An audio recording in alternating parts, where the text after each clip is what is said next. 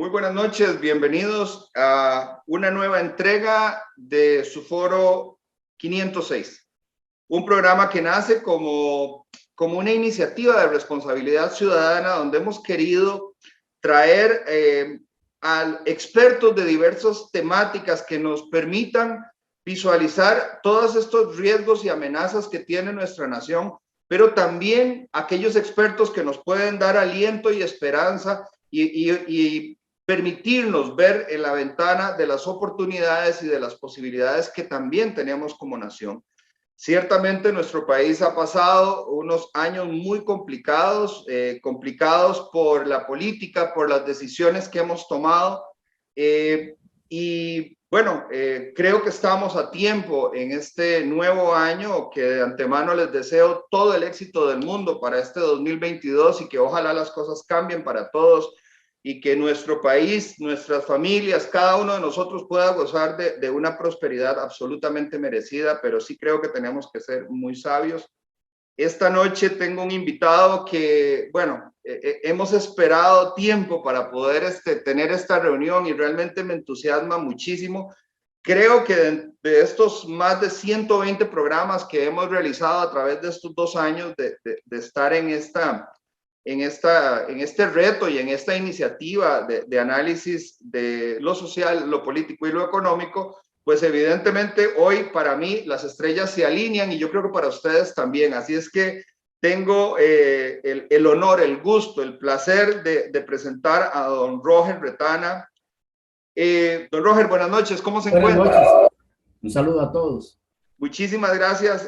Yo sé que algunas personas le conocen, muchas personas que aman la política, lo siguen a usted particularmente porque usted tiene un doble rasero, ¿verdad? Tiene una posibilidad de observar desde el análisis de lo técnico y lo meramente político y estratégico también electoral, pero por el otro lado lo acompaña un conocimiento que a todos nos llena de una enorme expectativa, ¿verdad? Que es ver cómo se pueden alinear las estrellas para llevar a una persona a la máxima legislatura, es decir, a la presidencia de la República, pero también cómo puede descarrilarlo, las estrellas y los planetas, y cómo nosotros usualmente utilizamos justamente esa frase, ¿verdad? Se alinean las estrellas, ¿verdad? Para esta persona todo brilló y todo fue un éxito, pero a veces, y en esto quisiera que un poquito más adelante nos dé un panorama, a veces el que se alineen las estrellas para un individuo también representa un enorme desastre para los que tienen que sufrirlo durante 4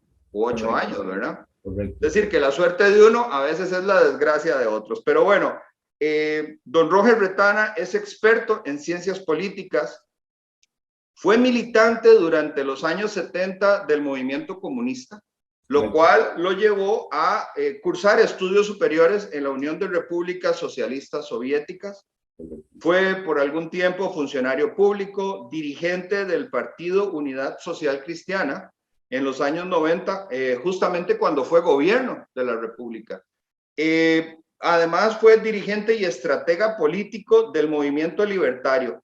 Estratega en el momento en el cual Otto Guevara alcanzó el mayor éxito posible y estuvo absolutamente cercano a ser presidente de la República en ese momento contra Laura Chinchilla. Correcto. Hoy en día, don Roger, yo creo que ambos y muchas personas que ven el programa se preguntan qué hubiera pasado si en lugar de Laura Chinchilla el presidente hubiera sido Otto Guevara, cómo habría cambiado la historia. Y unos años después también nos preguntamos qué pasa si en lugar de Luis Guillermo Solís hubiese sido el doctor Hernández el presidente de la República. ¿Cómo estaríamos hoy? 4 años después nos preguntamos qué pasa si el presidente de la República hubiese sido don Antonio Álvarez de Santi con respecto a Carlos Alvarado, y ni qué decir si hubiera sido Fabricio Alvarado, ¿verdad? Todas esas incógnitas nos quedan en la mente y en el colectivo.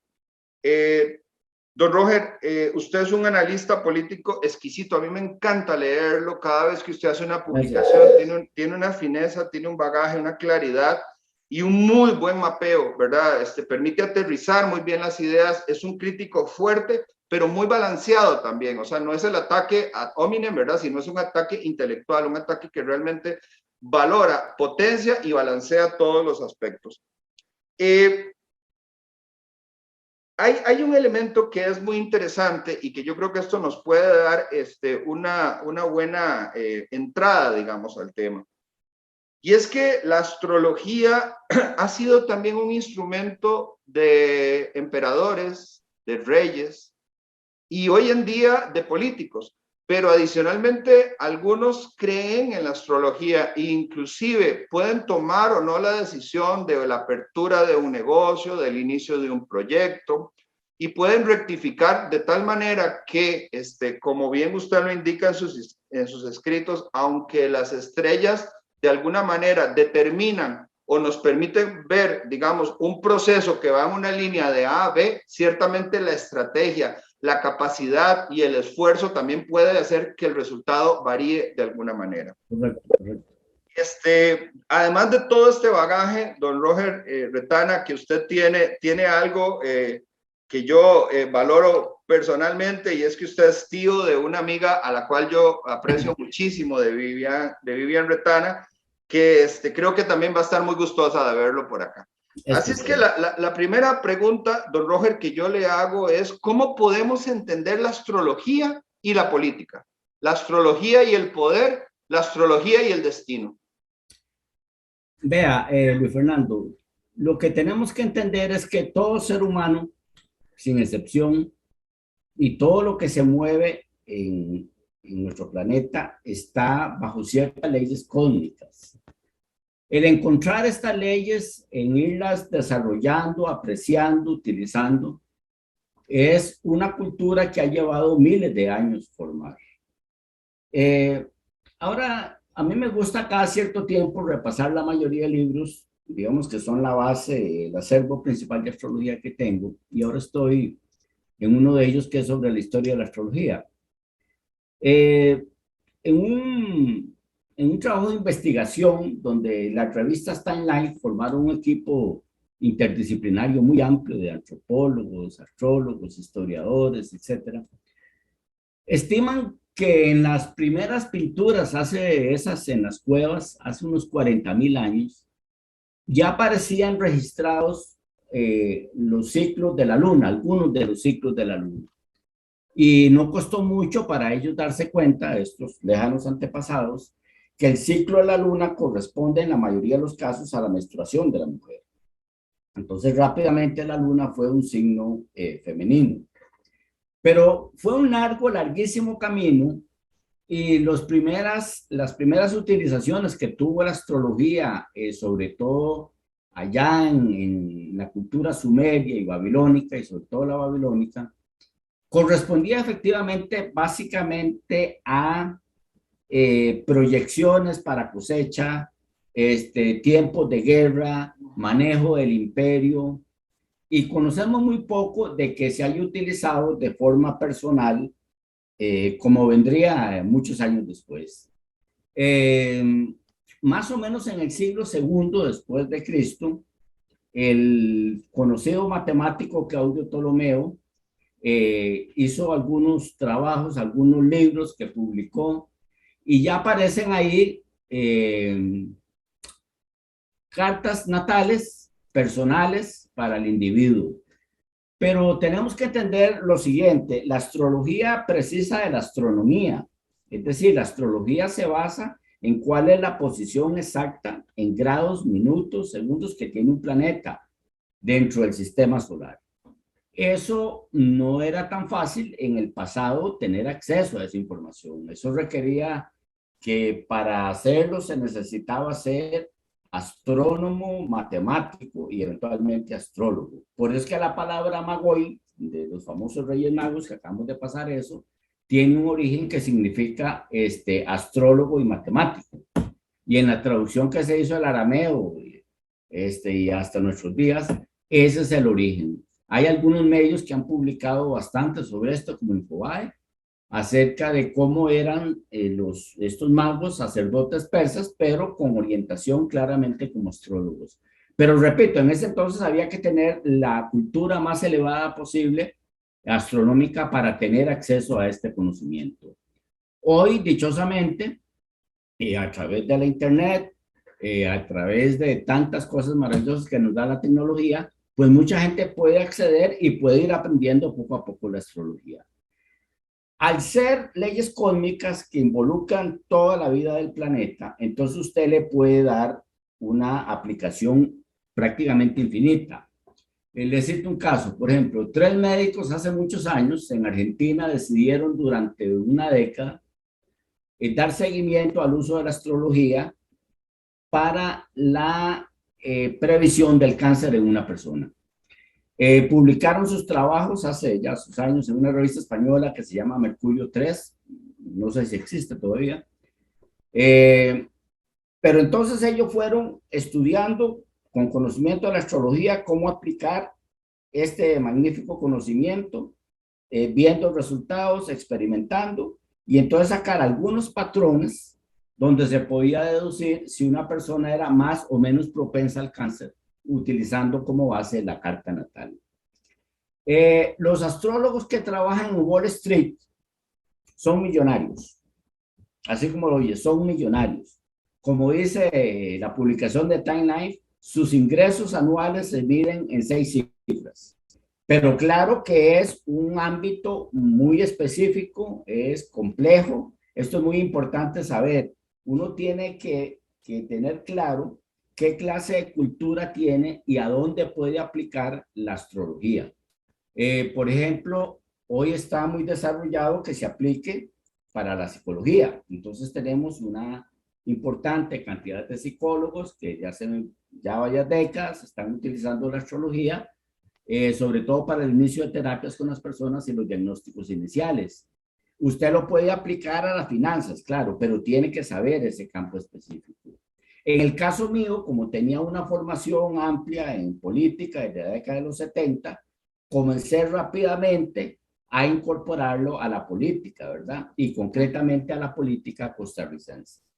Entonces, esto es algo que hay que saber en astrología. Termino esta parte diciéndole de la pregunta que un hecho que a mí me hizo inclinarme al estudio profundo de la astrología fue cuando una vez en librerías yo vi un libro de una psicóloga junguiana que es también astróloga, que se llama Alice Green, es la mujer posiblemente más prestigiosa en astrología en el mundo. Ha escrito unos 20 libros, o por lo menos libros de seminarios que ella ha dado. Y ella en los años 80, en 1980, dio durante una semana una serie de seminarios donde analizaba las cartas natales de varios países. Es muy importante saber esto. Cada país tiene su carta natal.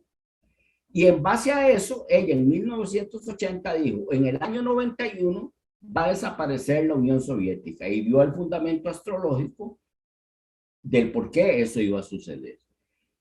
Obviamente, cuando yo tuve acceso al libro, ya yo había dejado de ser comunista, pero como alguien que vivió en la Unión Soviética fue muy impresionante, muy impactante para mí saber que 11 años antes una persona con cierta instrumentación podía pronosticar eso. Entonces uno tiene, Luis Fernando, dos caminos cuando tiene sus encuentros en la vida con estas culturas.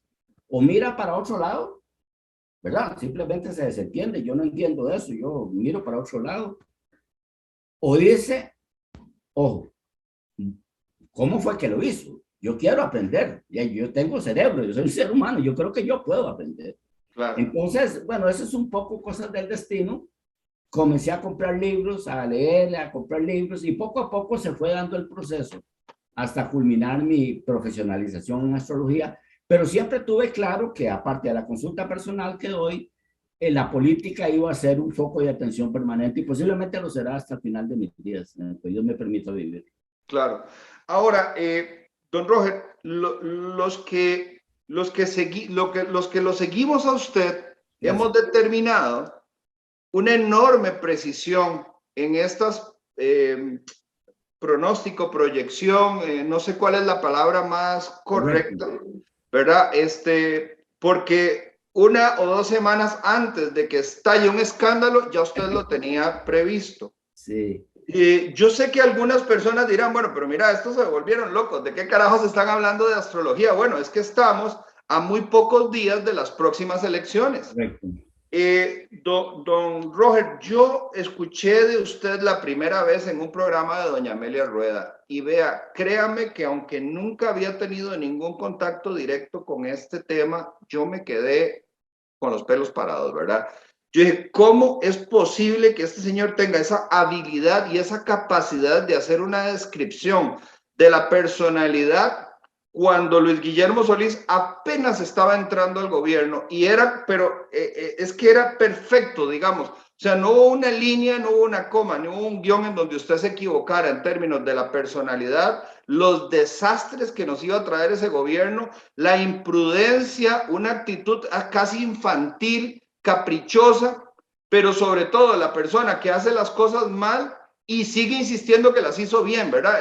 Y sobre todo recuerdo algo así, digamos, palabras más, palabras menos, que la descripción que usted decía era eso, era como un niño fantasioso que se creía sus propias mentiras y entonces en esa realidad alterna iba a crearle demasiados problemas al país, pero él nunca iba a reconocer que había cometido, o dicho de otra forma, de los errores que iba a cometer, porque cuando usted lo dijo, nos lo dijo a todos, ciertamente no había pasado, pero el tiempo se encargó de alguna manera de darle la razón. Ahora, pasan los años, yo lamentablemente no recuerdo haberle seguido en el momento de Carlos Alvarado y de Fabricio, pero ciertamente ahora en las precampañas de Liberación y en la campaña propiamente, usted anticipa, de alguna manera anticipa los escándalos, cómo pudo afectar y traerse a Rolando Araya abajo, digamos, de un momento en donde Rolando estaba prácticamente en el balotaje de los primeros, ¿verdad? Con enormes posibilidades de colocarse, superar a Figueres. Ahora, hay que entender una cosa, y esto voy a hacer mías palabras suyas, no hay verdades absolutas. Y de existir esas verdades absolutas, pues nos va a faltar mucha evolución y mucho conocimiento para poder entender qué produce un determinado resultado heurístico, ¿verdad? O empírico específico. Pero hoy en día la medicina, por ejemplo, utiliza rayos invisibles que eran magia hace muy pocos años, ¿verdad? Por ejemplo, una radiografía que puede ver un hueso sin romper la piel, una resonancia magnética que puede meterse dentro del cerebro, no solamente para ver si hay un problema, una enfermedad, un derrame, sino adicionalmente casi que para ver qué está pensando ese cerebro, cómo se está conectando, cómo está interactuando entre hemisferios. Tenemos también el biomagnetismo, la resonancia, tenemos la radiofrecuencia que ataca el cáncer, es decir, cosas que veíamos como mágicas hace algunos años, hoy nos damos cuenta que son ciencia. Entonces, yo sí creo que en cualquier momento vamos a tener que ver nuestro reloj astrológico para saber que a las 3 de la tarde no se sale. Nos esperamos 2 minutos para irnos, porque ciertamente el movimiento de los objetos celestes, de los planetas, del Sol y de la Luna, ciertamente afectan al comportamiento. Cuando usted decía que los países tienen carta natal, ¿verdad? Astrológica, ahí me nace una pregunta. ¿Estamos hablando de los países como la geografía o más bien de las naciones, del ser humano en el colectivo? ¿Verdad? Cuando vemos el destino, digamos, de una nación que se conforma por todos sus ciudadanos, cuando hablamos de esa carta natal astrológica, ¿a qué nos referimos exactamente? Sí, es correcto. Normalmente, a veces surgen discrepancias grandes entre astrólogos sobre cuál es la carta natal que corresponde a cada país.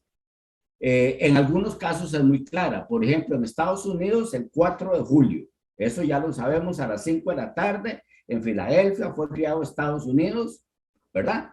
Por masones, que eran además con amplios conocedores de astrología. Y ellos dijeron, esta es la fundación que queremos hacer. Este es el país que queremos tener y ese es el país que hicieron con bastante éxito, por cierto, ¿verdad?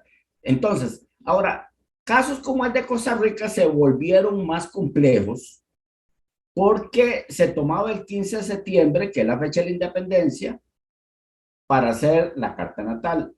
Pero eso no era correcto, porque en primer lugar nosotros no nos enteramos propiamente el 15 de septiembre, es decir, no nacimos exactamente en esa fecha. Segundo, eso nos asemeja en historia al resto de Centroamérica y no es cierto que el costarricense sea igual al resto de centroamericanos. sea, hay diferencias.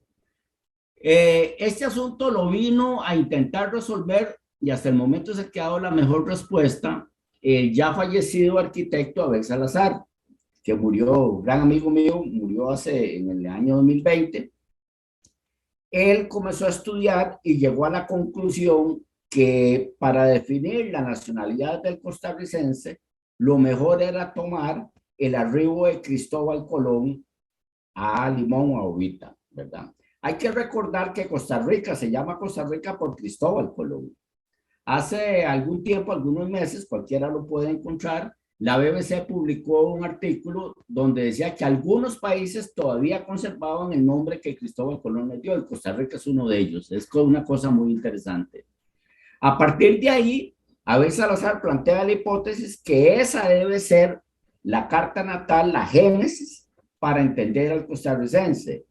Y yo he creído al paso de más de 20 años de haber acogido la tesis de Abel, de que es completamente correcta, lo que nos da un costarricense que es solo en libra, y entonces usted se acuerda aquello que es muy típico de los libra, mejor un mal arreglo que un buen pleito, eso es muy típico, ¿verdad? Ese pacifismo, esa incapacidad de meterse en broncas y... Es muy típico de Libra, ¿verdad? Con sus pros y sus contras también, ¿verdad? Eso es incuestionable.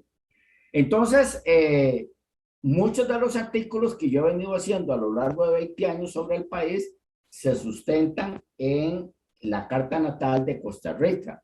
Y este ciclo que estamos viviendo ahora para estas elecciones tiene también ese contexto. Y si me lo permite, le voy a decir por qué estas elecciones de ahora son tan importantes.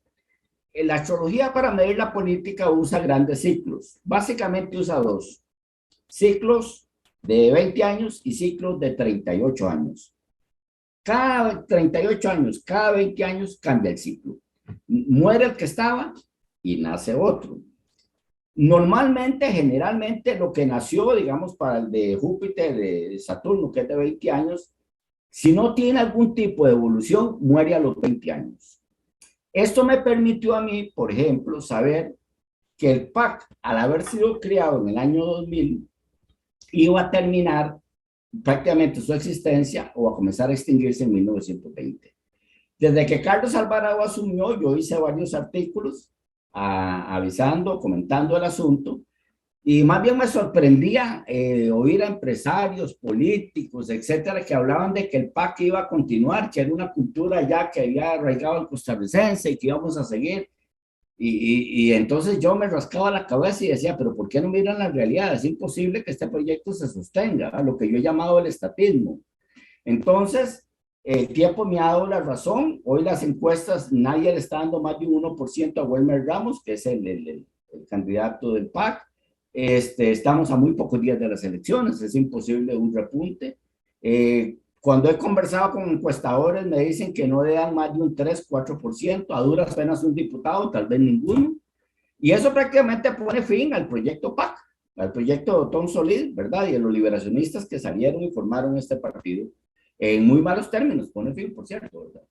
Bueno, lo cierto del caso es que yo lo anticipé desde que Carlos Alvarado asumió.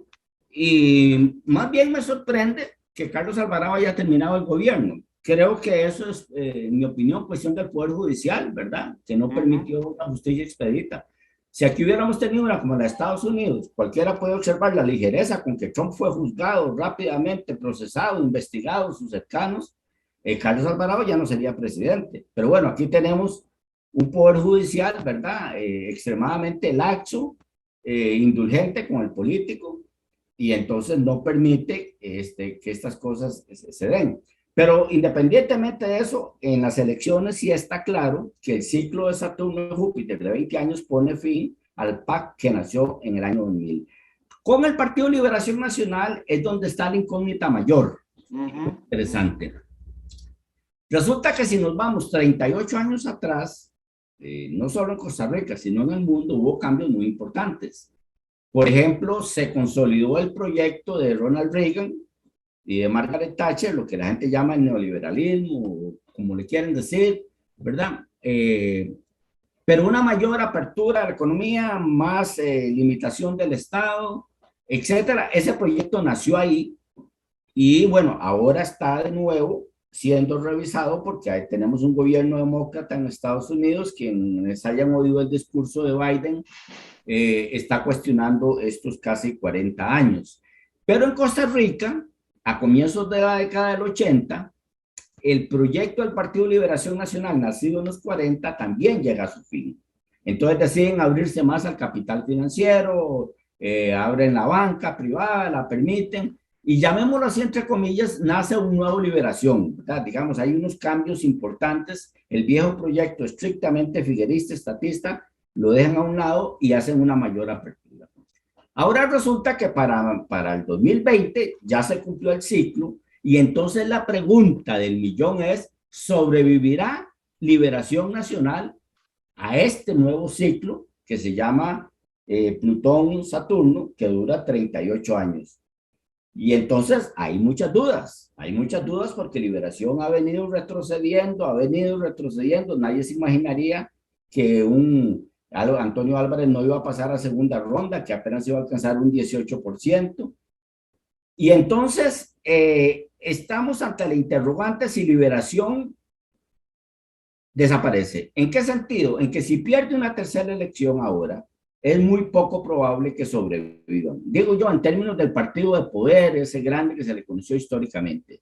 Eventualmente puede pasar algo como la unidad, que la unidad se creó a comienzos de los 80, en ese comienzo del ciclo de Saturno-Júpiter, y ya para el año 2000 comenzó su desaparición.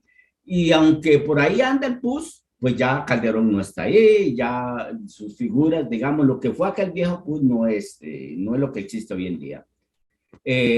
Podría ser que en el futuro alguien que fuera el Partido de Liberación Nacional llegara a presidente, pero si Liberación pierde estas elecciones, prácticamente los analistas están de acuerdo en que dejará de ser el partido que todos conocimos.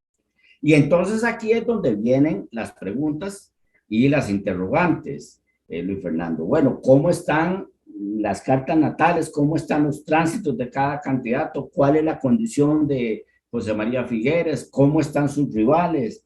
Es decir, todas estas incógnitas, pues se las puedo intentar responder, pero sí es importante alertar que estamos en la finalización de dos grandes ciclos, ¿verdad?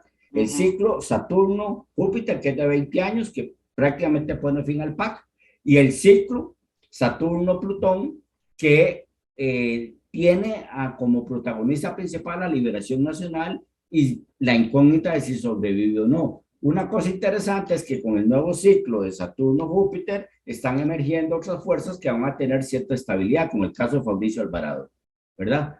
Si Fabricio Alvarado va a desaparecer en 20 años o va a aguantar un ciclo tan largo como les aguantaba Liberación de casi 40 años, eso todavía no lo sabemos. Pero lo cierto del caso es que ahí está, es una fuerza estable, ya estamos en la segunda elección, Fabricio ha demostrado que tiene, llamémoslo así, un ejército electoral estable, y bueno, un poco el misterio de cuánto va a obtener ahora, pero sea como sea, sabemos que está ahí, ¿verdad? A diferencia del PAC que está desapareciendo, por ejemplo.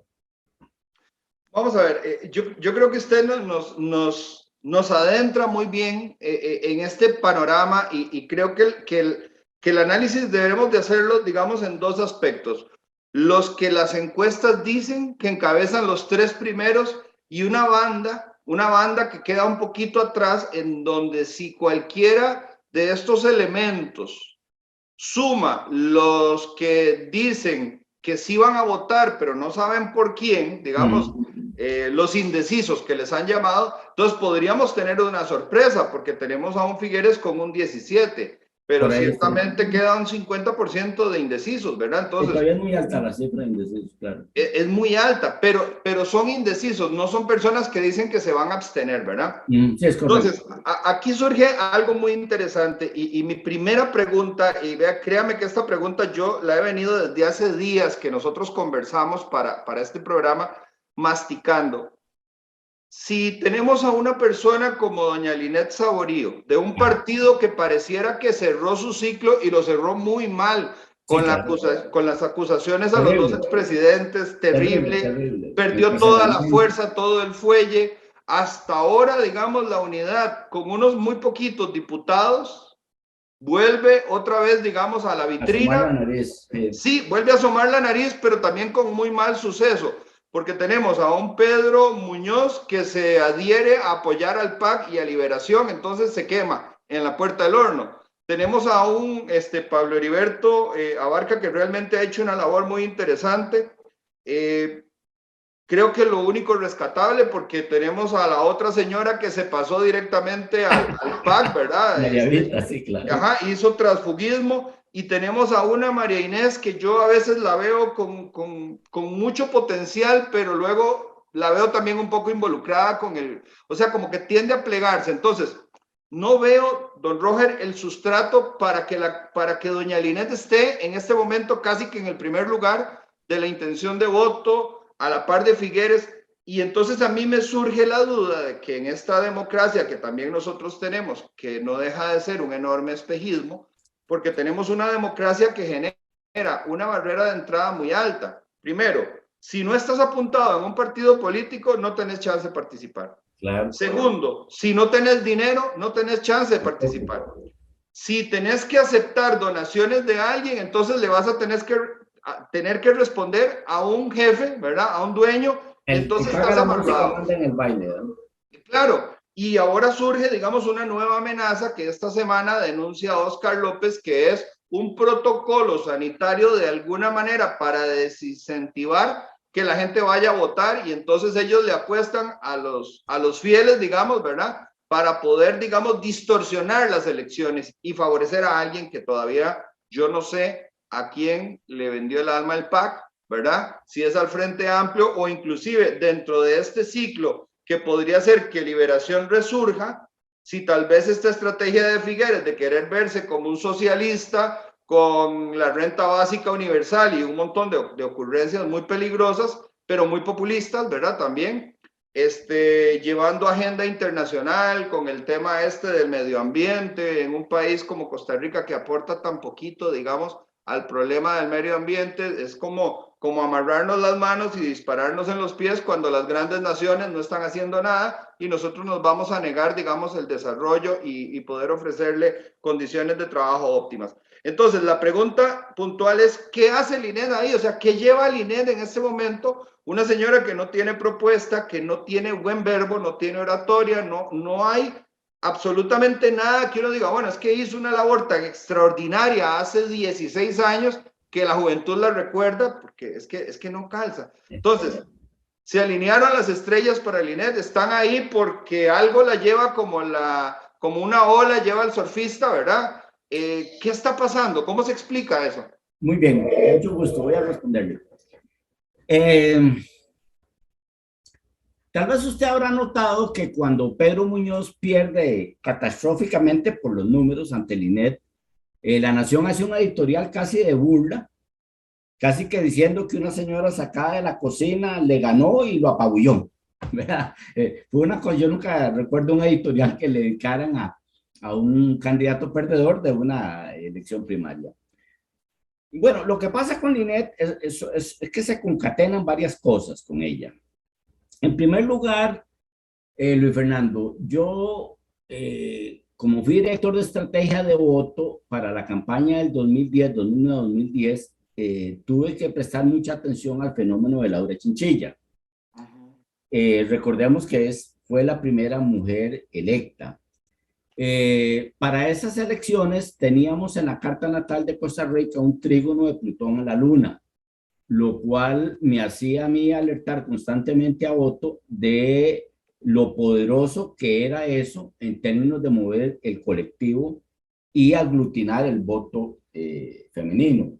Laura realmente acaparó la inmensa mayoría del voto femenino.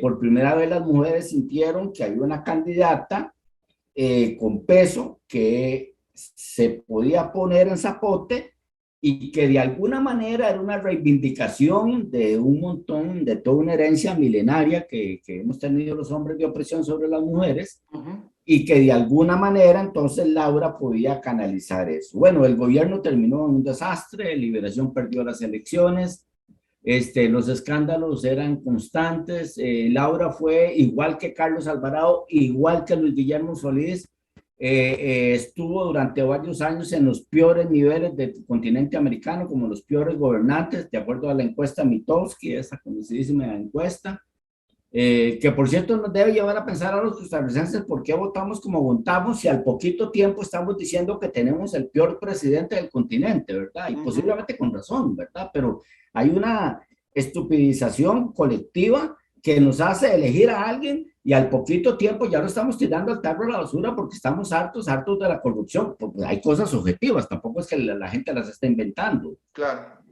Pero lo que le quiero decir es que entonces hay una herencia de esa elección de Laura que de alguna manera está ahí en el inconsciente colectivo. Tiene que ver también porque en la carta natal del INEP tiene en este momento un Plutón en tránsito en trígono a la Luna. Ese es el aspecto más potente que pues se puede tener para atraer el voto femenino. Entonces, eso más una labor insípida, descolorida del resto de participantes, más un desencanto después de muchos gobiernos en que la gente está asqueada de la clase política, permiten que ella se presente como una mujer, bueno, que tuvo algún cargo importante, fue vicepresidente, por ahí dirigió el OIJ, que se supone que es un organismo policial calificado, y al no tener rastros de corrupción, tiene la ventaja que ella estuvo más bien cercana a Abel Pacheco y no más bien a Calderón y a Rodríguez, que si hubiera sido así estaría en problemas. Entonces, algunos en la calle me dicen, es que es la señora que no roba, ¿verdad? Es lo que la gente en la calle me dice cuando yo pregunto. Astrológicamente fue potenciada y sigue siendo potenciada por ese trígono de Plutón a la Luna en su carta natal. Pero el problema que está teniendo el INET es como cuando los ciclistas van llegando a la meta, ¿verdad? Y va aquel pelotón, un pelotón puntero, que por lo menos ahora todo el mundo coincide en que son 5, José María Villalta, José María Figueres, Fabricio Alvarado, Rodrigo Chávez y... ¿qué me faltó? Don Eli Feinsack, digamos, pero bueno, ya ese sería el sexto, ¿verdad? Sí, pero está muy largo, ¿verdad? Está muy largo todavía. Está larguísimo, ¿verdad? Este pelotón puntero se mueve entre el 10 y el 15%, mientras que él y Rolando y otros andan abajo del 2%. Ya es muy difícil que puedan conseguir algo. Entonces, bueno, en estos 5 que van, ¿verdad? Ahí, Linet y estos 4 varones, ya comienza la parte dura, como cuando uno ve un pelotón de ciclistas que se acerca a la meta y comienzan a volar pedal. En el sprint final. En el sprint final, y ahí uno empieza a sentir que el equipo del INET se está quedando, la situación planetaria se está deteriorando para ella. No alcanza. Y si bien mantiene la ecuación de Plutón-Luna fuerte, porque la tiene muy fuerte, otros planetas que pesan menos, pero que son un número importante, como lo digo en el artículo, han comenzado a minarla, y entonces ya sus rivales están reproduciendo en las redes declaraciones contradictorias que ella tiene, declaraciones de Juan Carlos Hidalgo, que es su candidato a diputado, en muy malos términos sobre ella. Inclusive algún tipo de denuncias de casi que de corrupción, en el sentido de que nombró familiares en el gobierno que quedaron instalados desde hace 16 años en puestos administrativos y gerenciales muy bien remunerados y demás. Entonces sus rivales están moviendo toda esta información en las redes para minarla, y yo siento desde mi perspectiva, ya no solo astrológica, al ver las ecuaciones planetarias que la están debilitando, sino en mi experiencia como estratega electoral, que su equipo no está respondiendo. Hoy leí una declaración que ella dijo que se sentía bajo ataque, pero que iba a encontrar fuerzas, arrestos y nuevos votantes para aguantar el ataque que sujeto. El problema es que cualquier persona que quiera llegar a la primera presidencia va a ser atacada, claro. Es verdad, eso hay que entenderlo. Sí. Si sus rivales los esperaron a las últimas semanas y no lo hicieron 3 meses antes, bueno, ya esas son estrategias de cada comando. Pero nadie puede pensar que va a llegar a Zapote y nadie lo va a perturbar. No, sí, va a haber mucho ataque, va a haber mucha tensión. Y entonces siento que en ese pedaleo se están quedando, ¿verdad? Sabemos que de esos 5, 2 pasan al balotaje. Mi opinión personal, incluso cuando terminé el análisis, que lo comencé ayer y lo publiqué hoy, y hoy lo terminé, es al ver todas las matrices planetarias de cada uno de los 5, concluyo que, por ejemplo, Villalta no estaría dentro del balotaje. No llega a la segunda, Villalta. ¿Ah? No llega a segunda No ronda. llega a la segunda, esa es mi opinión. Son demasiada la cantidad de ecuaciones inarmónicas que tiene. Y aunque sí estoy claro que se va a nutrir de la desbandada del PAC, lo que algunos llaman el sector progre del PAC, y que eso le va a dar al Frente Amplio unos cuantos diputados y pasar de 1, no sé, a 4 o 5, no será suficiente como para meterse en el balotaje. Entonces, ¿qué haríamos con 4? ¿Qué haríamos con Fabricio? ¿Qué haríamos con Rodrigo Chávez? ¿Qué haríamos con Linet? Y José María Figueres, por supuesto. En esos 4, para mí, está quienes van a ir a ese balotaje. Ahora, de alguna manera, todas las encuestas señalaban, digamos, es que usted lo describe de forma perfecta.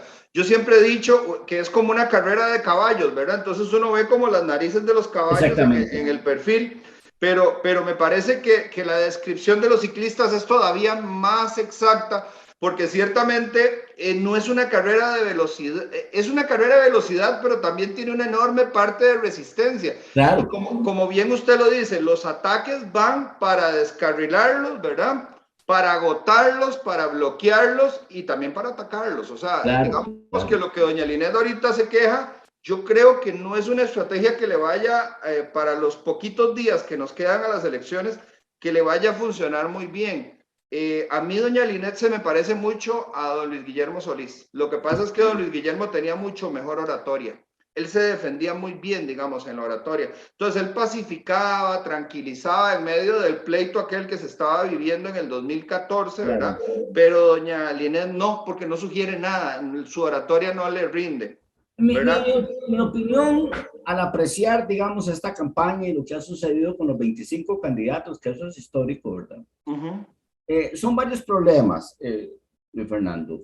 Uno, yo me acuerdo cuando hablé con Otto, cuando lo conocí, yo lo conocí a mediados del 2008, tuvimos algunos encuentros, después pasaron unos meses y no nos vimos más, pero desde el primer momento le dije, mire, si usted es pequeño y quiere aspirar a algo grande, tiene que ser como el atleta que quiere llegar a pelear la medalla de oro. Tiene que prepararse con tiempo. Usted no puede llegar una semana antes, un mes antes, ¿verdad? Y decir, voy a ganar. Eso no existe. Entonces, bueno, yo me distancié de Otto, no nos volvimos a ver, pero ya a comienzos de enero volví a ser contactado ya para asumir la estrategia y desde febrero del 2009 hasta febrero del 2010 se creó un comando estratégico muy pequeño de personas, como debe ser, que operó todos los días, Luis Fernando, salvo los fines de semana que otro salía de gira. Entonces, en esos días, el candidato no salía. Si antes el comando, y en particular yo como estratega, no se evaluaba qué iba a decir, cómo lo iba a decir, se hacían ensayos. Y déjeme decirle una cosa, ahora se han olvidado muchas cosas de esa campaña, pero Otto pasó un polígrafo. Debe ser el único político candidato en la historia de la humanidad que ha pasado un polígrafo. Les recuerdo que Otón fue y perdió, quedó como un mentiroso. Laura no se quiso presentar y Luis Filman no se quisieron presentar al polígrafo. Y Otto fue. ¿Cómo consiguió usted como estratega que su candidato sea capaz de pasar un polígrafo? Bueno, eso es algo que se trabaja por largo tiempo, eso no se puede hacer en una semana o dos. Lleva una integridad moral, lleva que usted lo prepare, lleva que haya seguridad. Me acuerdo cuando tuve que preparar a Otto porque iba para el debate con Alberto Cañas, ¿verdad? Que a Alberto le fue horrible porque Alberto Cañas llegó a defender a Vesco. Es una cosa terrible, eso era imposible que pudiera salir bien de ahí. Pero bueno, había un contexto también de los años 40. Yo soy un poquillo mayor que Otto y por haber estado en Vanguardia Popular conocía muchos hechos por mis vínculos con Manuel Mora y Arnoldo Ferretti y todos los que participaron en los 40. Todo eso fueron insumos muy importantes para que Otto saliera muy bien de ese debate. Todavía ese debate se consigue y si alguien va a YouTube ahí lo encuentra. Pero lo que le quiero decir es que usted hace eso con tiempo, así como hizo Jorge Luis Pinto con la selección nacional. Y aquí quiero hacer un pequeño paréntesis. Si usted quiere aprender de estrategia política, aprenda a los entrenadores de fútbol. porque los candidatos hacen todo lo contrario a lo que hace un buen entrenador de fútbol. Mire, el entrenador de fútbol dice qué nutricionista quiere, quién va a formar los porteros, cómo se alinean los jugadores, qué tipo de preparador físico quiere, etcétera. Es decir, el centro de todo el equipo. Hace poco leí una entrevista de aquel famoso jugador, no sé si usted se acuerda, que fue exquisito, Marco Van Basten, ¿verdad? Que fue 3 años seguidos ganador del Balón de Oro en Europa, en los 90. Una lesión lo sacó horriblemente por una equivocación de un médico. Y entonces Van Basten decía, yo fui el último jugador de la época grande de los jugadores. Hoy en día el jugador no es tan importante, lo más importante es el director técnico. Y eso es lo que apuestan los equipos hoy en día, a tener directores técnicos extraordinarios. Entonces, en política se tiene que hacer así. Es decir, tiene que haber un director de estrategia, él tiene que decir qué guiones lleva el candidato, qué va a decir, si va a un debate, no va a un debate, y darle esa consistencia al candidato y suplirle las carencias que pueda tener. Eso no se ha hecho con Linet, claramente no se ha hecho con Linet. Entonces ahí es donde uno dice, su comando estratégico está debiendo mucho, ¿verdad? Las personas tienen que llegar con una preparación, tienen que saber anticipar. Mire, hubo ocasiones, por ejemplo, Otto, una vez tenía un encuentro como con 40 periodistas que lo iban a acribillar. Bueno, entonces yo le hice un cuestionario como de 50 preguntas y respuestas y se ensayamos. Y aquello fue un éxito completo. Pero así es como usted prepara al candidato. Usted no lo manda a la guerra. No, usted lo ensaya, lo practica. Hay 1 o 2 personas más en los comandos también para que den insumos, suplan, etcétera, ¿verdad? Ahora, don Roger, disculpe que le haga una pequeña interrupción. El tiempo va corriendo y yo estoy aquí con abejón en el buche. Vamos a ver. Digamos, para poder finalizar este primer bloque de Linet, Fabricio y Figueres, nos quedaría, digamos, que nos hable un poquito de Fabricio. O sea, usted ve a Fabricio efectivamente en segunda ronda, es más potable Fabricio que Figueres. ¿Tiene Fabricio más techo o menos techo? Los astros le ponen un peso sobre los hombros muy complejo, porque recuérdese que en aquel momento en el que la nación hace el ataque contra Fabricio, usted como estratega coincidirá conmigo que era muy fácil de manejar, pero no lo manejaron bien. O sea, se quedaron en shock, se quedaron en silencio, no se defendió.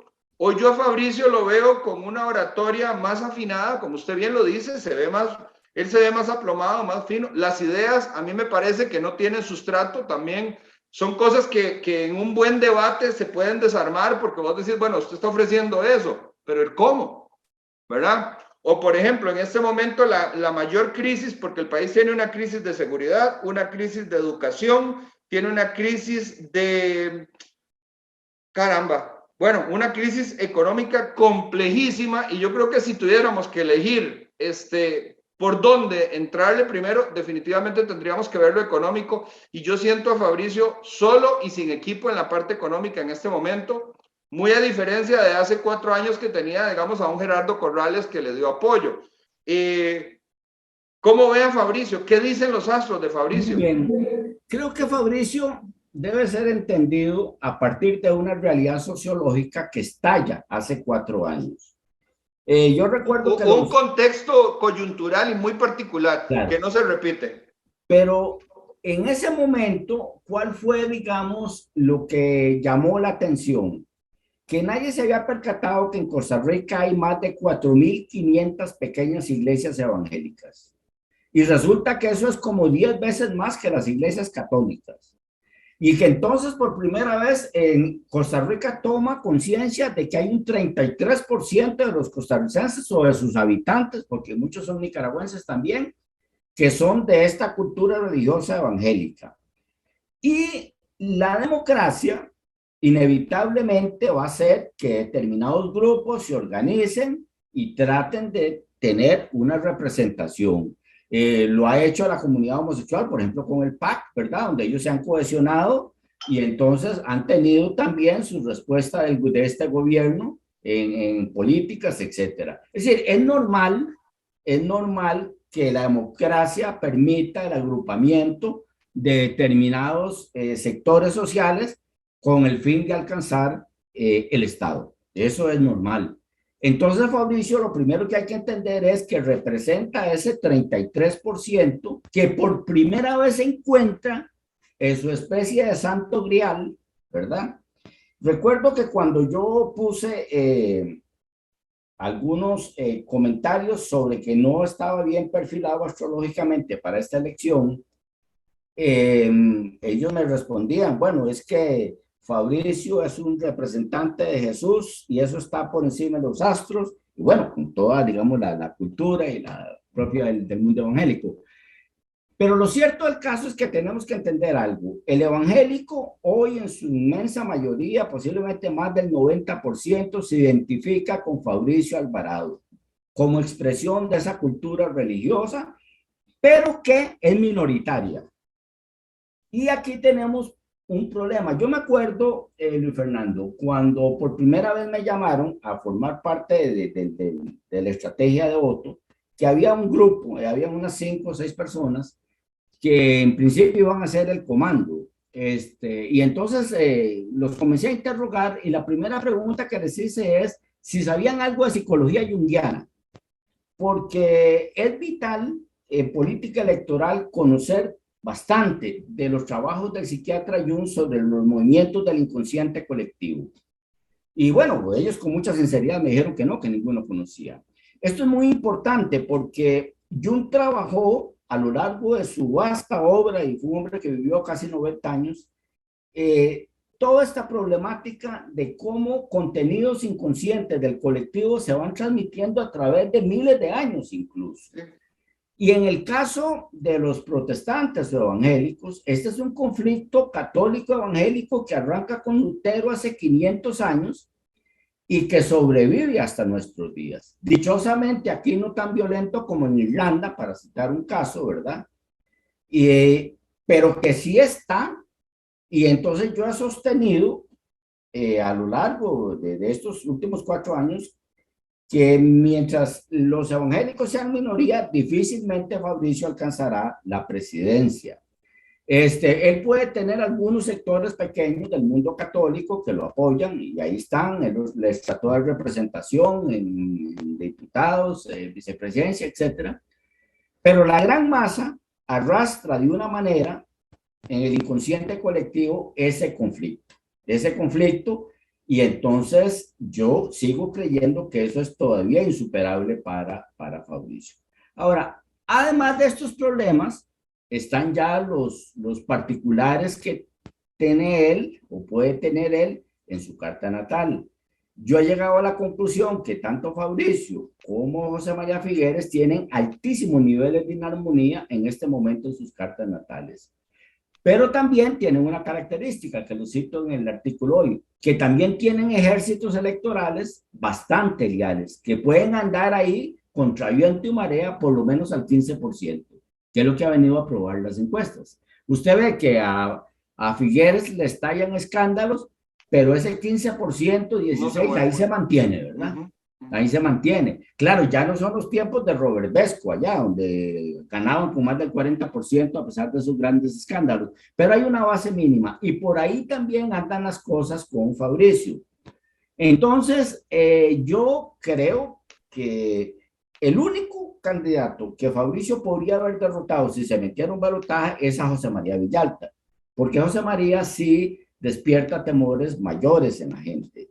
Claro. De lo que él pudiera hacer, por lo que se les indica por su ideología, etcétera.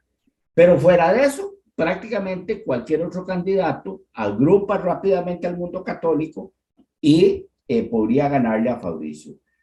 Eso en principio no es del todo trágico para él, puede tener una gran fracción. Si usted sigue la política norteamericana se dará cuenta que en cada estado tienen representación estos sectores y por eso tienen ese estado federado.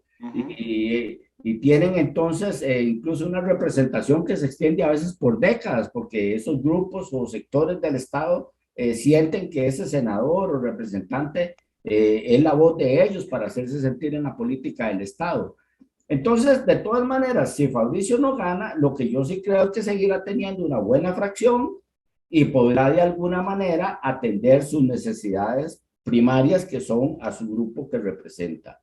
Ya lo otro que él puede ir incorporando, como cierta visión de Estado, cierta proyección económica, cierta seguridad, bueno, es joven, tiene tiempo todavía, ¿verdad? Fabricio es un hombre bastante joven, ¿verdad? Ahora, el panorama nos muestra un caso muy sorpresivo. Los que hacemos análisis político o estrategia, hemos identificado, digamos, un elemento que se le llama el outsider, ¿verdad? Es una persona que aparece en ese pelotón, toma la línea y los avanza todos. En este caso, podríamos estar al frente de un outsider en la figura de don Rodrigo Chávez. Ese ¿Qué es el más dicen las cercano a esa estrellas para don posibilidad. Rodrigo Chávez? O sea, Sí, podría alcanzarle, digamos, esa alineación, ¿verdad? De fuerzas, de elementos, de planetas, de tal manera que lo lleve y lo coloque en una segunda ronda. ¿Todavía hay posibilidades? sí, sí la hay, claro. De hecho, yo creo que fui el primero que comencé hace meses a mencionarlo como uno de los punteros, cuando estaba en las encuestas al 1%. Y ahora se le está dando al 10% y se le está metiendo en el pelotón puntero. Vamos a ver, uno de los grandes problemas que tenemos, Luis Fernando, es que el estatismo costarricense es horroroso. Déjeme repetir la palabra, es horroroso.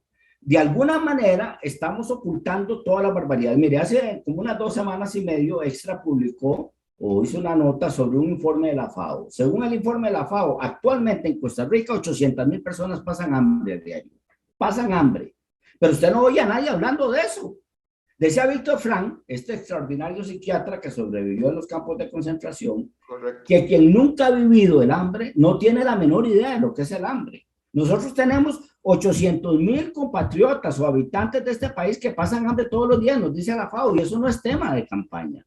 Hemos tenido los escándalos más vastos de corrupción en el sentido, en el sector público, de que son no uno, ni dos, ni tres, decenas completas de funcionarios metidos con las grabaciones, con todo. Hemos tenido una oleada de alcaldes involucrados y posiblemente hay más.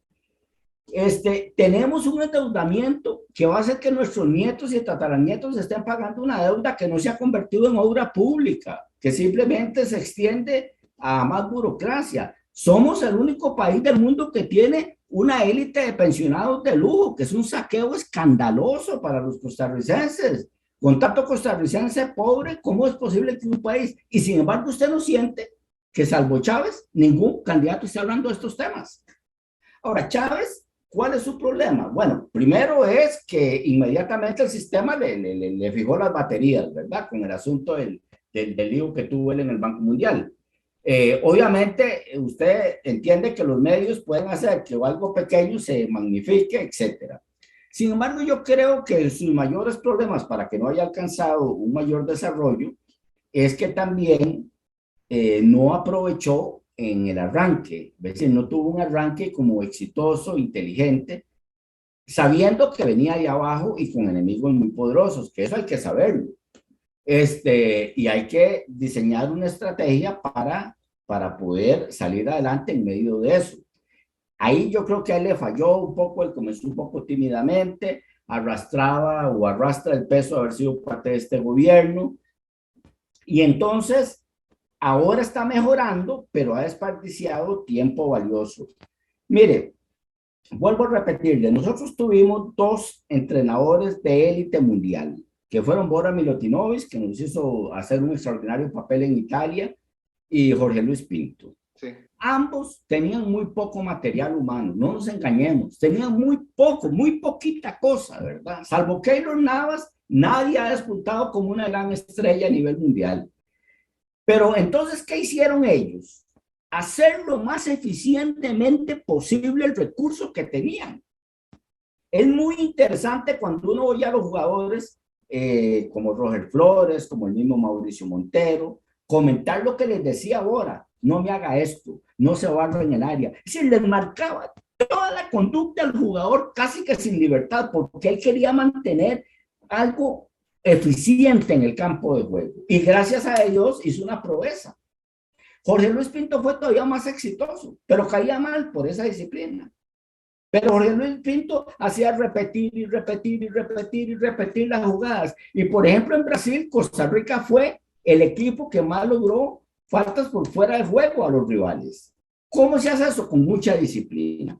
Entonces, cuando no tenés muchos recursos, cuando no tenés esas grandes luminarias que pueden pagar los países más ricos, tenés que volverte sumamente eficiente. Esta es la parte que hizo que Rodrigo Chávez no tuviera un mejor arranque. Ahora está mejorando. Pero como lo digo en el artículo hoy, si va a haber alguna sorpresa, va a venir por el lado de Chávez. No lo estoy asegurando que está garantizado, pero si alguien va a hacer sorpresa, tendría que venir por ahí por ser el único contestatario que tiene toda esta descomposición social que tiene el Estado costarricense que acabo de comentar.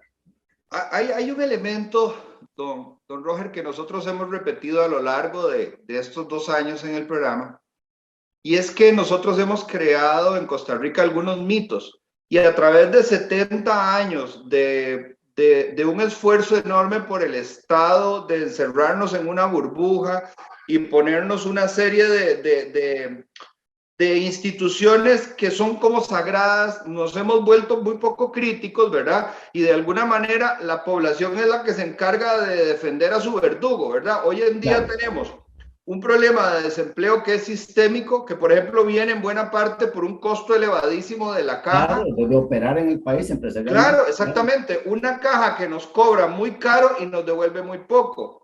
Y que tiene la mitad de los costarricenses en cobertura. Hay un 47% de costarricenses que no están asegurados. Sí, exactamente. Cero solidaria hoy en día. No, cero. Pero lo cierto es que el costarricense está empezando a entenderlo. Ahora, por ejemplo, hace pocos días que el señor Leonardo Garnier Leonardo Garnier, exministro de Educación, abre la boca y nos muestra lo que nos cuesta cada estudiante. Claro, qué interesante fue ese dato. Un dato que se le escapó, claro. Y entonces alguien dice, bueno, pero mejor dele la plata a los papás, claro, o páguele para que lo use en un colegio privado y va a recibir inglés, una mejor educación. Entonces tenemos un problema serio de inseguridad, un problema de salud en el cual hay algunos que siguen idolatrando la caja, pero lo cierto es que la caja no está a la altura, las listas de espera no se pueden olvidar. Hoy la gente está muy agradecida por una vacuna, pero también a qué costo, con una corrupción enorme. Tenemos un poder judicial que está prácticamente politizado, ¿verdad? En donde reina la impunidad. Entonces, yo creo que ya el costarricense está viendo que el sistema está fallando o está casi transformándose esto en un estado fallido. Y yo creo que para bien esto hoy hace un parteaguas.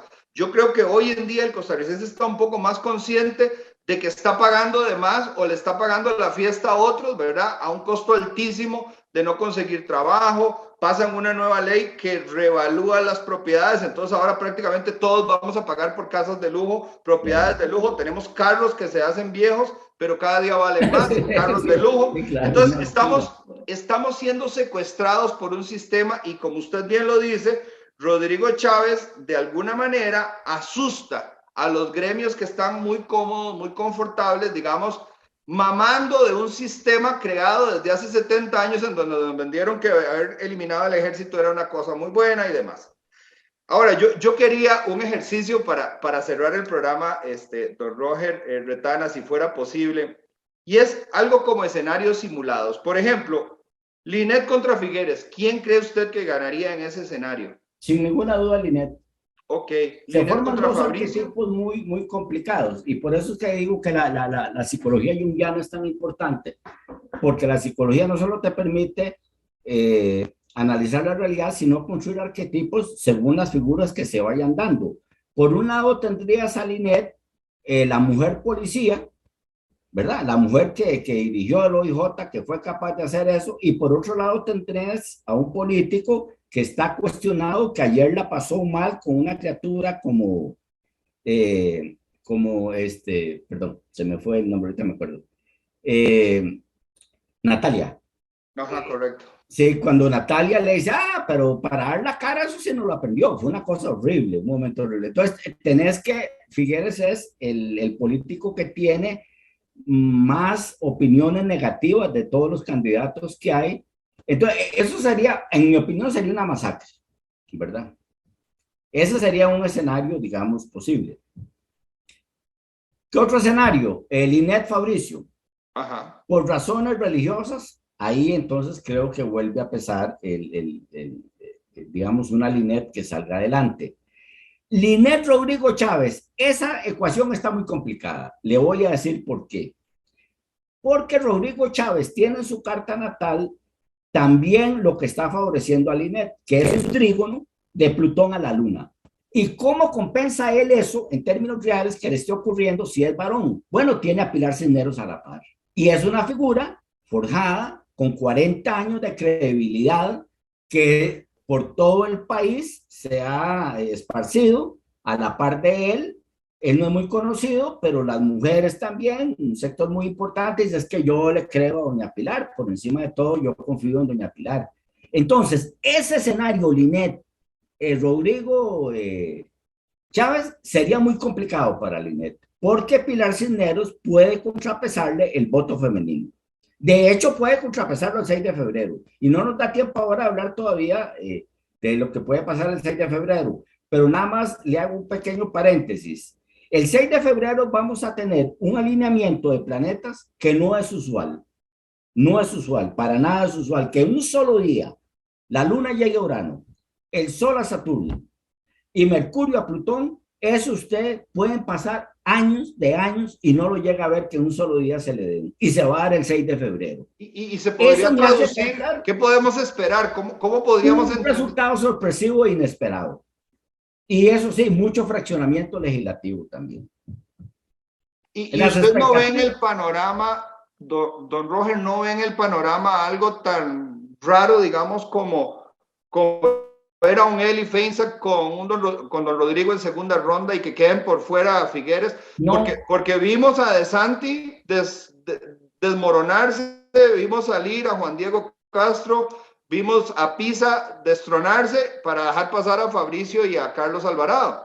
sí, pero ¿Podría darse una sorpresa tan rara o Wilmer Ramos contra no, Villalba, vea, por lo que ejemplo? pasa es que el fenómeno Fabricio había que entenderlo que de alguna manera se tenía que dar. Yo me acuerdo que a comienzos del 2017, un empresario publicista estaba armando una encuesta para contratarla. Y me dice, ¿a quiénes incluyo? Como gente importante para esta campaña. Entonces leí la lista y entre la lista me dice, pero Fabricio no es nadie, ¿para qué meterlo? Le digo, meta Fabricio, ya vamos a hablar cuando estemos en la campaña, meta Fabricio. Y me estaba basando más que todo, Luis Fernando, en un criterio sociológico. Es decir, que en algún momento uno tenía que pensar que iba a haber una concatenación de los evangélicos como grupo, alguien que los unificara. Obviamente una figura como Avendaño no es potable, ni los que estuvieron antes, Justo Orozco, etcétera. Pero un Fabricio joven con cierto verbo, él es Sol en Géminis, ¿verdad? Que es muy propio de los periodistas, digamos, tiene cara de niño bueno. Era obvio que en algún momento se iba a dar esa concatenación, ese encontrar ese santo grial que venían buscando desde hace tiempo, ¿verdad? Entonces, bueno, pero ese respaldo sociológico no lo tiene, digamos, un Eli, ni lo tiene nadie más. Y el otro problema es que a Eli todavía le falta mucho camino, mire. Yo tuve en buena medida éxito, no solo porque hice una buena estrategia, sino porque tenía también un buen candidato, pero además tenía una figura que tenía 20 años de estar en política. Desde comienzos de los 90, ya otro estaba haciendo armas. Todo eso me facilitaba la instrucción, las capacidades de él, etcétera. Claro, todo como todo. Un buen talento en deporte, si no tiene un buen director técnico, no sirve. Y ahora lo estamos viendo que Otto prácticamente ha desaparecido de la escena. Pero yo tengo que aceptar que ya Otto tenía un bagaje acumulado muy importante. Yo lo que hice fue potenciar, tomar las cosas buenas, desechar lo que me parecía equivocado, etcétera. Ese camino, Eli no lo ha recorrido todavía. Tiene todavía que tragar mucha agua Ok, para llegar a ser entonces, una figura. Y tiene que fuera, tener paciencia. claro. Entonces, fuera de estos 5 que las encuestas dibujan, No ¿verdad? Que veo ningún otro. no ve ningún escapado. No, no La veo ningún sorpresa otro. va a estar entre esos 5. Entre esos sí. ¿Quiénes son los dos que se colan al balotaje? Caramba. Don Roger, por último, Sí, con mucho gusto. al principio decíamos que que se podía determinar la carta natal astral de un país, de una nación. Correcto. Hemos visto que, por ejemplo, para un muchacho como Carlos Alvarado, que llega al poder a los 38 años, se viste con la corona del monarca, ¿verdad? Puede visitar muchísimos países, conocer a príncipes, conocer a reyes, ir al Vaticano, tener reuniones ante las naciones y luego quedar siendo muy joven con una pensión de lujo, ¿verdad? Entonces, definitivamente, el que él ganara significa que los astros le favorecieron, pero nos fue muy mal a nosotros como nación, como pueblo. Algunos analistas dicen que muy probablemente el gobierno de Carlos Alvarado sea el gobierno más malo de los últimos 70, 80 años, ¿verdad? No tengo la menor duda. Tenemos unos retrocesos que nos va a costar sangre, sudor y lágrimas, ¿verdad? Volver otra vez a alguna especie de normalidad. ¿Qué dicen los astros para Costa Rica? ¿Será que estos 4 años que vienen nos van a favorecer? ¿Podemos ilusionarnos? ¿Vamos a ver prosperidad? ¿Se va a levantar nuestra nación una vez más como aquella nación líder entre las naciones, siendo tan pequeñita pero tan bendecida? Hoy día, todo lo contrario, parece que llevamos un karma, una maldición encima porque volvemos a repetir mandatarios pésimos y empresarios muy avariciosos, muy egoístas. Y adicionalmente, pues estamos viendo, como decía, problemas en todos los aspectos que eran las fortalezas. Un país que era seguro y es inseguro, un país que tenía una salud envidiable, hoy en día tenemos un desastre ahí, una educación que era un ejemplo para las naciones, hoy es un desastre. ¿Qué dicen las estrellas? ¿Será que realmente vamos a salir por fin a levantar la cabeza y ver el sol? No, para mí estoy un poco pesimista en el sentido de que la transición va a ser más lenta de lo que uno desearía. Es decir, hay un problema. Esto que yo he llamado el estatismo se expone bien en un artículo. Yo vengo usando esta palabra desde hace ya, no sé, casi que desde ese programa que usted comenta con Amelia Rueda, con Guillermo Solís. Pero hace poco el destacado economista Denis Meléndez hizo un artículo señalando que Costa Rica ni siquiera tiene capitalismo, lo que tiene es un pequeño grupo de empresarios aliados a una clase social y que distorsionan completamente toda la economía para beneficio de ellos, por supuesto, y en detrimento del resto de la población. Ese comentario tan sincero de alguien de tanta experiencia como Denis Meléndez, como economista, y que ha estado tanto dentro del mismo Estado, es muy valioso, ¿verdad? Pero también nos habla de las dificultades que hay para ir desmantelando ese sistema opresivo que alguna vez yo he llamado un apartheid. Nosotros vivimos como una especie de apartheid. Si usted está en el sector privado, gana menos, tiene menos derechos, tiene menos posibilidades de disfrute, etcétera, etcétera, etcétera. Y si estás en el sector público, es lo contrario. Entonces vivimos como en Sudáfrica, donde una minoría, ¿verdad?, tenía los mayores privilegios. Pero desmantelar eso no va a ser tan fácil, Luis Fernando. Y yo a alguna gente le digo, vean, más allá de los méritos que hizo Nelson Mandela en Sudáfrica, en la lucha por el apartheid, ese sistema tan terrible de segregación racial, si no hubiera habido una intervención internacional de un boicot a toda la economía sudafricana, yo creo que todavía el apartheid estaría ahí. No hubiera sido suficiente el esfuerzo de una figura como Nelson Mandela. Y, ¿verdad? Era imposible porque era un sistema con una minoría relativamente grande, organizada, con poder, con ejército, con policía, con un sistema judicial y minoría, pero lo suficientemente grande para mantener un sistema bastante confiable para esta minoría. Y fue muy complicado, claro, cuando ya las grandes potencias occidentales, sobre todo, decidieron aplicar un boicot económico a la economía, entonces ya no les quedó más que negociar. Pero fue una intervención extranjera, no fue de otra manera. Costa Rica va a llevar tiempo.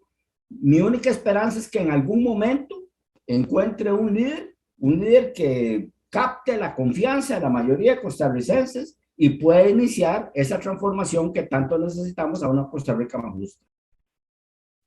Caramba, que el panorama no es entonces muy alentador todavía nos va a tocar sufrir un poco más de tiempo. Un poco más, claro. Caramba. Bueno, don Roger, no me queda más que agradecerle. He disfrutado montones el tiempo y espero de verdad poder tenerlo por acá Con pronto. mucho gusto, cuando quiera. Una vez que definamos quién va a ser ¿Quiénes van a ser los dos Es del más, gobierno? podríamos verlo en dos aspectos. Cuando pasan los que pasan a segunda ronda, hacer un análisis unos Sí, días claro. antes y posteriormente cuando finalmente quede el presidente para ver Claro, para qué ver su podemos perspectiva. atenernos, a qué Claro. podemos esperar, ¿verdad? Interesantísimo, claro.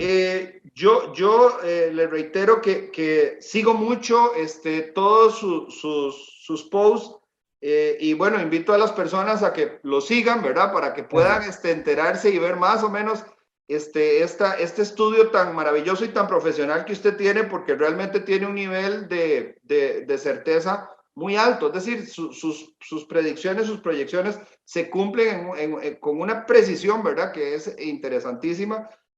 Yo no sé si usted quiere decirle algo a las personas que nos ven. El programa no solamente se expone, sino que además queda colgado y muchas personas vienen posteriormente. Entonces, pues de ciudadano a ciudadano, de costarricense a costarricense, unas palabras para Sí, estas claro. elecciones. Bueno, primero mi gratitud porque yo, desde que me inicié como astrólogo profesional allá en el 2000, he tenido acceso a los medios, con frecuencia me llaman periodistas, entonces yo puedo comunicarle a los costarricenses mi punto de vista. En el año 2000, por ejemplo, estuve prácticamente un año completo en Canal 13 con Francisco Herrera, un periodista.